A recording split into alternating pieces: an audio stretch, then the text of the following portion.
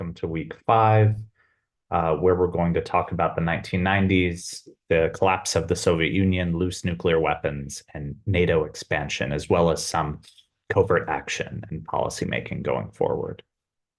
So this is a really, really fascinating week, looking at the 1990s and especially the question of NATO expansion. This has kind of come to the forefront in recent years after the Russian invasion of Ukraine as a kind of proposed by John Mearsheimer, prominent offensive realist from the University of Chicago, as a kind of primary cause, um, this NATO expansion as a primary cause for Russia's invasion of Ukraine. He argues that the US miscalculated in its expansion of NATO in the 1990s, and that directly led to the necessity of a Russian invasion of Ukraine.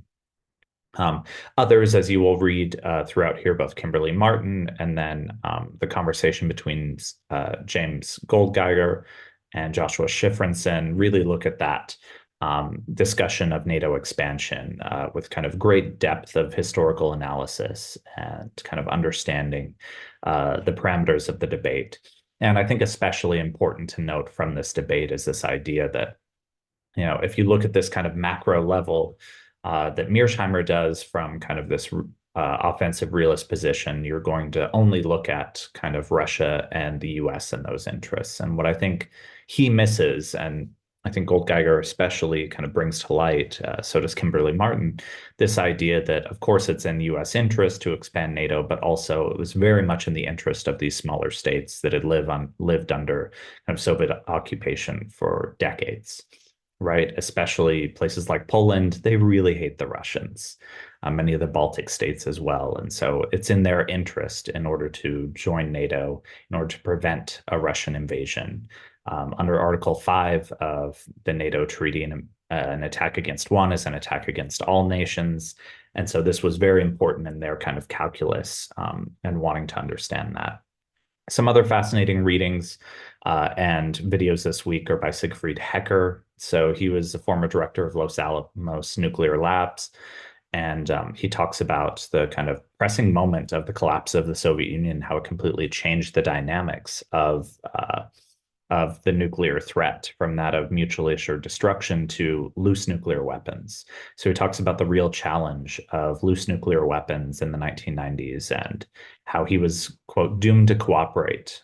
So how scientists from the United States and scientists from the newly formed Russia, as well as in Ukraine and Kazakhstan, the newly independent former Soviet states, work together in order to eliminate the threat of nuclear weapons getting into the hands of nefarious state actors, non-state actors. So really, really trying time that I think most people don't realize how dangerous it was. So really fascinating to see his insights. Next, we're going to cover covert actions and policymaking and foreign policy. So there's a great podcast by James Olson, the former head of counterintelligence at the CIA, called The Counterspy, looking at the ways in which Cuban intelligence had turned all of our who we thought to be CIA assets in Cuba actually into double agents, and kind of the process by which we found out we had to retract over 30 years of intelligence from Cuba. A really, really fascinating and embarrassing moment for the CIA. You're also going to read Robert Jervis, the kind of famous defensive realist and political psychologist, on why intelligence and policymakers clash. So this is going to become huge, especially as we get to the war in Iraq. The huge clash between the CIA and Dick Cheney and Donald Rumsfeld is very, very prevalent. And he kind of looks at that from an intelligence and political science perspective. Finally, we have Amy Zegart, who has a fantastic new book, which I recommend to everyone, Spies, Lies, and Algorithms. She's going to talk to us a little bit about that book and the future of American intelligence, right? So what we need for the future, and she makes a pretty compelling argument that technology is changing things, and what's really changing about this is the prevalence of open source intelligence, right? Open source intelligence is the wave of the future, and our intel agencies need to adapt to that quite a bit. 80% of all intelligence reports already come from open source. Very little of it is classified.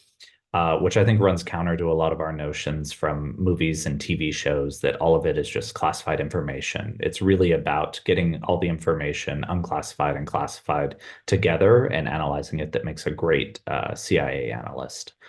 Um, so with that, I don't have any lectures for this week. I feel like I've kind of overwhelmed you with lectures and content on wargaming and nuclear weapons. As you can tell, that's my real passion project.